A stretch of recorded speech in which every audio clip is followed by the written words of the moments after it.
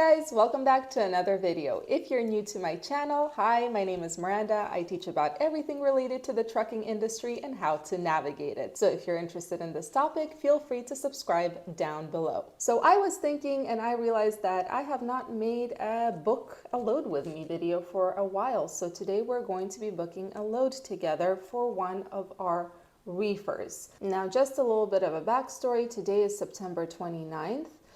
My guy has full hours in his clock. He's actually already unloaded since 4 o'clock in the morning Central Time. It's about 5 o'clock in the morning here right now. So fun stuff. Always really fun when I have to wake up this early. But basically, he has a full clock. He's in Tyler, Texas right now, and I'm going to be looking ideally for a one-day load to a normal market. So I'm going to minimize the amount of times I show you the load board, and the reason is because unfortunately it seems like a lot of you guys cannot see it. It's too small, and I have no way of making it bigger. But I will show you what the situation is right now in Tyler. So September 29th, we're going to delete this place for now. So here we go, Reefer. This is in general, 207 loads within 150 miles from Tyler. But again, I need short loads. So what I'm going to do is I'm going to put in, actually, I'm not going to put in anything yet. I'm going to check what the market conditions look like. He's somewhere in Tyler, Texas, somewhere in this area. So I would be happy with a load. I mean, Oklahoma is crap.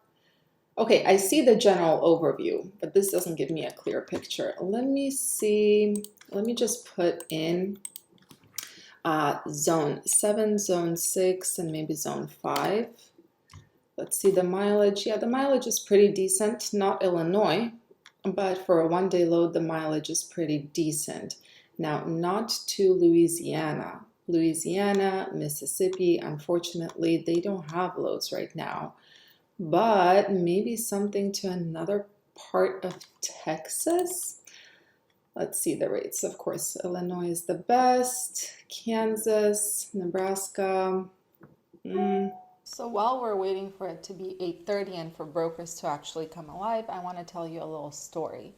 So there are loads posted here that are pretty decent, but these are by brokers who have a credit score of 80 or below. Now, I know that in times like these, it's very tempting to actually work with these kinds of brokers and pray for the best and think that, okay, in the worst case scenario, I'm just gonna file against a bond. So a few weeks ago, I had to file against a broker's bond for the first time. This is in 3 years, over 3 years of working, first time. And this broker had a credit score of 95, I believe, when we booked the load with him. They are now 60 days overdue. And they are claiming, their reasoning for not paying us is they're claiming they never received the paperwork. So I had to prove that I sent the paperwork 4 times to the company, to the insurance company who has the bond, right? And they still haven't paid us. The whole process is so long, and in this market where cash flow is king and you really need that cash as soon as possible, just avoid brokers with bad credit scores, because yes, even if they have a bond to file against, if the other carriers did not drain it already, even if they have a bond to file against, this is a very long and grueling process and you need cash now. So just stay away from those brokers with a crap credit score. Now, there is a load going to Robert, Louisiana, paying $1,400 for about 500 miles. So it's almost $3 per mile, but it's posted by Swift Logistics. And let me tell you a story again. About 2 years ago, when we were starting out, we were looking at how to branch out our business before we decided to add on team members to our company. And we were thinking of doing a brokerage as well to be able to work with outside carriers. Now, at that time, we only had 1 truck. So we filed for the brokerage, not under our carrier company. It was a separate company, but the fax was the same. Swift Logistics found out about this and they blacklisted us. So we can not work with them because they think that we would be double brokering, when in reality, we were just trying to expand. To this day, they refuse to work with us. So it's an interesting point for those in California. Because of the AB5 law, a lot of carriers decided to open a brokerage company to meet that B portion of the AB5 law to still be able to work with independent contractors, owner-operators with their own equipment. And this is what I warn against because I have experience with this. Unfortunately, brokers are not trusting in this case, even if your intentions are completely pure. So yeah, this is a little story for you. Swift has blacklisted us, and they usually have really good rates.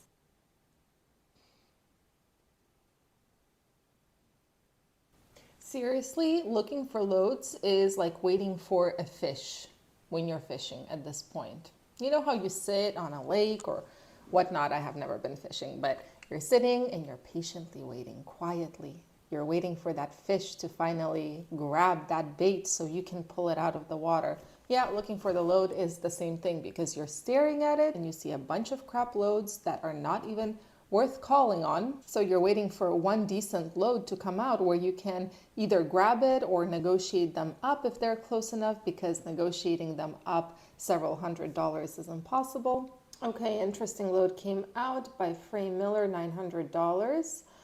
Pick up now, deliver 6:45 tonight. So let's first look at this. Dallas to, it goes to, and yes, I do this for every load. Clarksville, Arkansas. What does Clarksville look like? I have to also think about what's going to happen tomorrow when I need to grab a long load. I need a really good rate. So they have an email here. They're at $900. If I can raise them to $1,100, that would already be good. Since I have you here and while we're waiting for a response, one other thing I noticed about Texas, it's very similar to Arizona. In what sense? Well, a load can be posted from Dallas, Texas, but in reality it's picking up from either Lubbock, Texas or San Antonio, Texas. Now, just to give you an idea, San Antonio, Texas is around 274 miles away from Dallas, Texas. This happens very often because there are not enough trucks in those areas. There are not a lot of loads, but when a load does come out, brokers start looking in big nearby cities where the trucks will be posted. Why is it similar to Arizona? Because in Phoenix, Arizona, something will be posted. In reality, it's picking up over 160, 70 miles away in Nogales, Arizona, because no one wants to go to Nogales. So that is super frustrating because you're expecting, you get excited about a load, you're expecting, you calculated all the deadhead and all the loaded miles, it fits, and then the broker goes ahead and tells you actually it picks up from San Antonio or Lubbock, Texas or whatnot. All right, let's call a broker. There's a load from Dallas, Texas to Conway, Arkansas. Rate is not posted. It comes out to 440 miles. Okay, $1,100.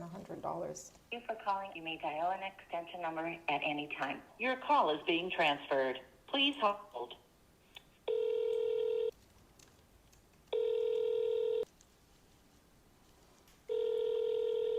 The party you are trying to reach is not available.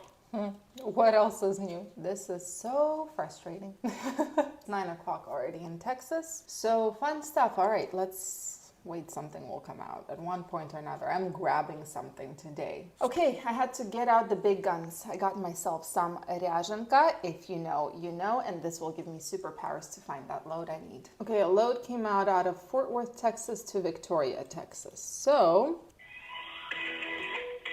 Thank you for calling. Ready to get things moving? So are we. Is your freight carrier overcharging you? Service can determine if your invoices are correct. We offer this service to more than 800 overcharging? customers, Are they and serious? our recoveries have been excellent. If there's no overcharge, you pay us nothing. We're drowning If there here. is an overcharge, we split the overcharge amount with you. Hi there, calling about your Fort Worth, Texas to Victoria, Texas going out today? Is that a drive-in or a flatbed load? It is a reefer load. Oh, okay. Hang on one sec. Best-in-class logistics and Blueberries. Hi there, calling about your Fort Worth, Texas to Victoria, Texas. Okay. Let me see. What's your MC number? One. 1 second. Thank you for grace. Hi there, calling about your Fort Worth, Texas to Victoria, Texas. When is it for? For today. Give me 1 second. Let me see if it's still available. Sounds good. That one must have got covered. Was it a dry van or reefer? It was a reefer. Yeah, I don't have that one. That one must have got covered. Got it, thank you. Bouncy, bouncy, bouncy, bouncing me around the whole company.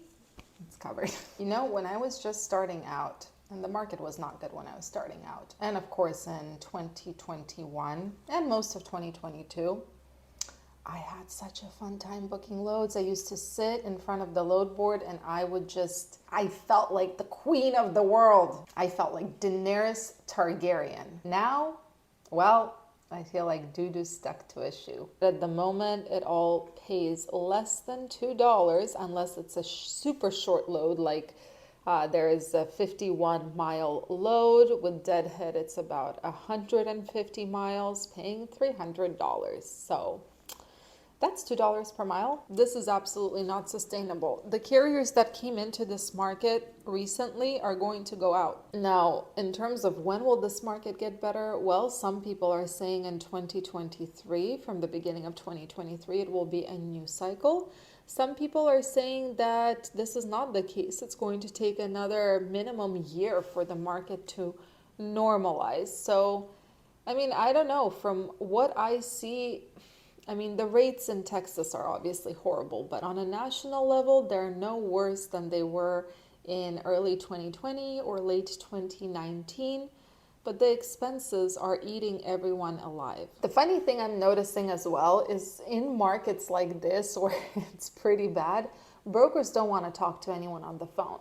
They either give a ton of emails, or when they give a phone number, they do not pick up. Okay, another load came out. To Russellville, Arkansas. For an available load or to reach dispatch.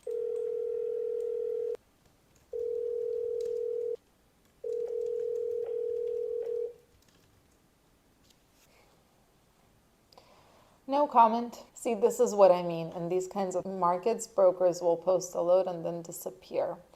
Okay, let's try one more. The wireless customer you are calling is not available. Please try again later. Okay, a load came out. Let's see if we can raise them. Hi there, calling about your Dallas, Texas to Oklahoma City. Yeah, give me 1 second. I'm gonna put you on a quick hold. Now this one is 304 miles with deadhead. Okay, I hung up because I've been on hold for 2 minutes now, which tells me that he is either selling this load to someone else, and I don't want to miss any other loads because of being on hold with a load that might not be there. Yeah, I am going to try to call him back though.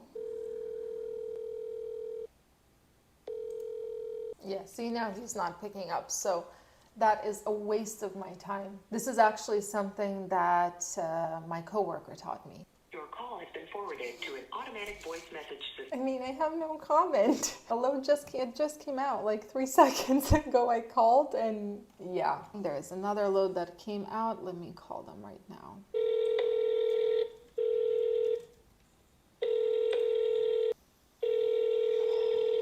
All right, guys, there is a load that just came out and I lost my phone. Hold on. Okay, there is a load that just came out. As I was saying, from Winsboro, Texas to Brookshire, Texas. I am going to call on this load.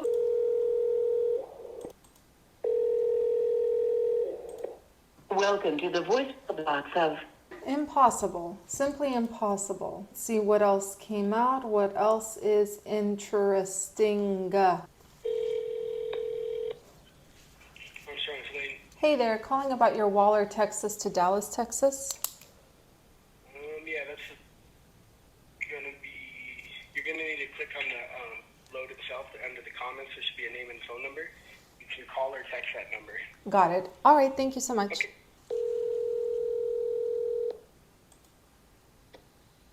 Good morning, this is Matt. Good morning, Matt. Calling about your Waller, Texas to Dallas, Texas. Yeah, it picks up today before 2 p.m. What time are you up to? Where's your truck? We're in Tyler, Texas. So we're about 200 miles away. Yeah, unfortunately, there's no way we're going to make it by 2. Dang it. Thank you, though. I really appreciate it. You're welcome. Bye now. Bye. If it's not one thing, then it's always another.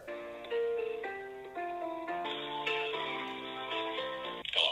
Hi there, calling about your Arkansas to Lakeland, Mississippi.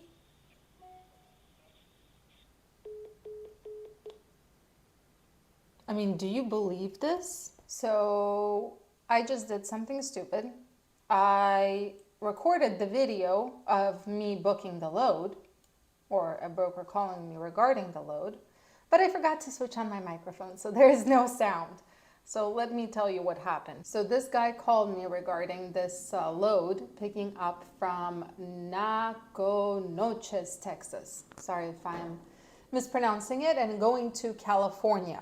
Now it's 1,678 miles or so, and he told me he's paying $4,700. That is a lot of money, and this is a one pick, one drop. It can deliver on Saturday until 2 p.m. Today is Thursday, or it can deliver on Monday, one of the two. So right now, what I am struggling with, I just filled out the carrier packet. What I'm struggling with is the fact that they have this load posted for $3,700. And he seems to be saying that, yes, this load pays $4,700, which is kind of crazy.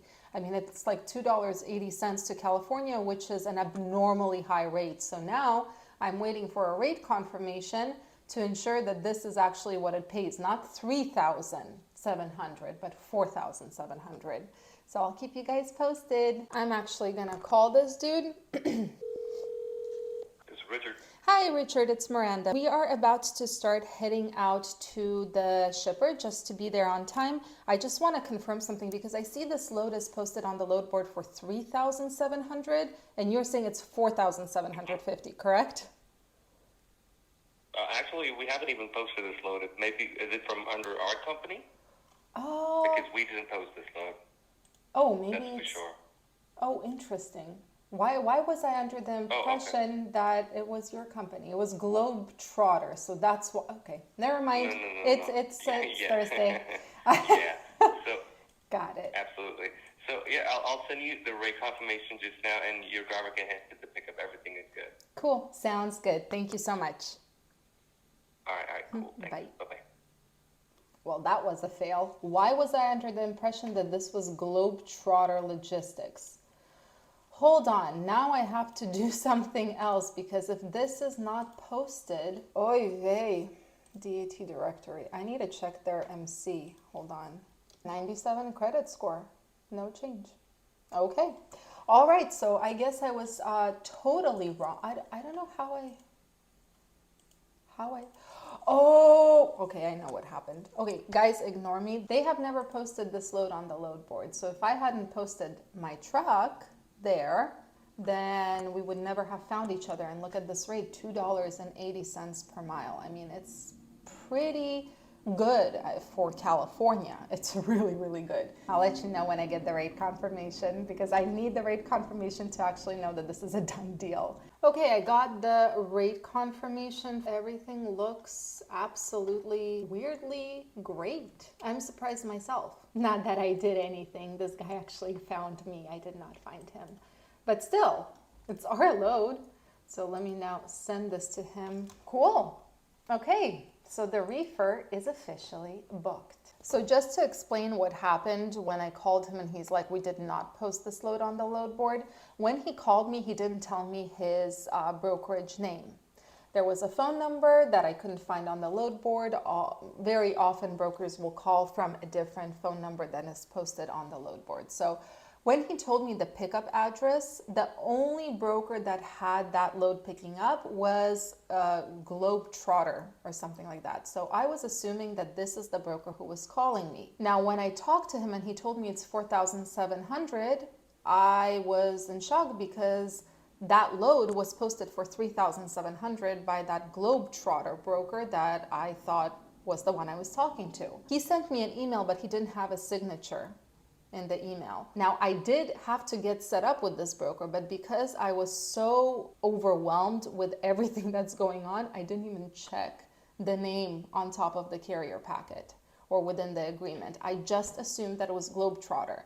Now, when he told me he didn't post the load and I understood that he is not Globetrotter, that's when I found his MC and had to check his credit score before actually signing the rate confirmation, because if the credit score was bad, that would be, that would not be a load. So I made a couple of mistakes today, I completely admit, so be careful. I got overwhelmed because apart from booking the load, obviously I'm editing this video, there's a ton of other stuff that is going on at the same time, and the load board is complete crap. So don't do that, take it one step at a time. One of my biggest mistakes that I make, and one of the biggest weaknesses I have, is that I try to do a ton of things in one go. So I try to multitask as much as possible to save time, to be able to have time to do other things. For example, I'm recording a video while everything else is going on and editing it. But don't do that. If you're booking a load, focus on that if you can, because otherwise, you know, if I didn't call him back, I would never know that this is not Globetrotter. I would never have checked his MC credit score. And if he had a bad credit score, now thankfully he has an incredible credit score. If he had a bad credit score, I would be up Schitt's Creek. So this is a mistake that I hope you guys learn from. I can't believe I made it, but I'm not Superwoman. What can I say? I'm human. Anyway, I still have a load to book for the dry-van, but I think this video is going to be way too long. So for now, I'm going to stop the recording. If I end up seeing that there are loads that I am going to be booking, I will start the recording again and I will add it into this video. But for now, I'm going to stop and I'm going to bid you farewell, and I'll see you guys in the next video.